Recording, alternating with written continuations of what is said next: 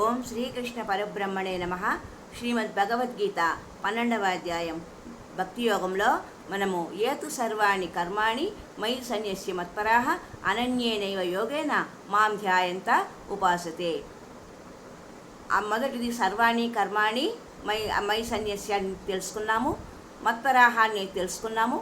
అనన్యేనైవ పదము అనన్యేనైవ యోగేన పదానికి అర్థము తెలుసుకుందాం. అనన్య యోగం, నిజంగా ఇదే అన్నింటికన్నా ముఖ్యం. అనన్యమైన వాటికి మనసులో తావు ఇవ్వకుండా కేవలం ఒక భగవంతునికి స్థానం ఇవ్వాలి. ఇదే అనన్య యోగం. భగవద్గీతలో కర్మయోగము, భక్తి యోగము, జ్ఞానయోగము, ధ్యానయోగము, సాంఖ్యయోగము, విజ్ఞాన యోగం, విభూతి యోగం అనే యోగాలు ఉన్నాయి. కానీ అనన్య యోగం అనే పేరు లేదు.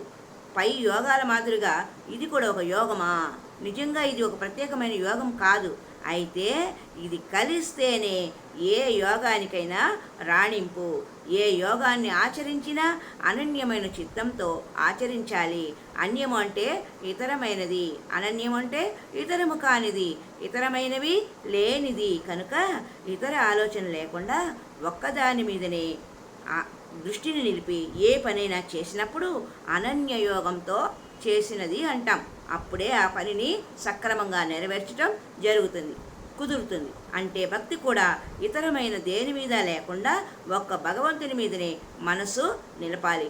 అదే అనన్య భక్తి, అనన్య యోగం. ఇప్పుడు మనము భగవద్గీత ప్రవచనం గురించి చెప్పుకుంటున్నాం.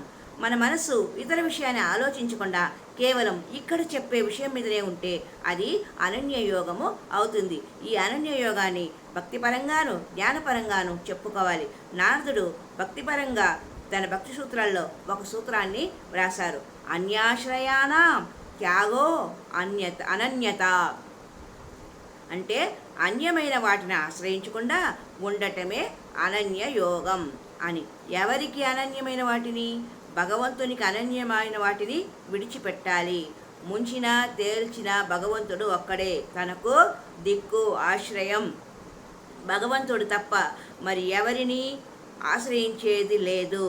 ఇదే అనన్యత, అనన్య యోగం అనేది విషయము నిర్ధారణ చేసుకోవాలి. మరి మనము ఎటువంటి భక్తులము? నిజభక్తులమా, అనన్యమైన భక్తులమా అన్న విషయాన్ని గురించి మరి ఒక సంచికలో విపులముగా చర్చించుకుందాం. హరి ఓం తత్సత్. సర్వే జన సుఖినో భవంతు. లోకా సమస్త సన్మంగళాని సంతు. హరి ఓం తత్సత్.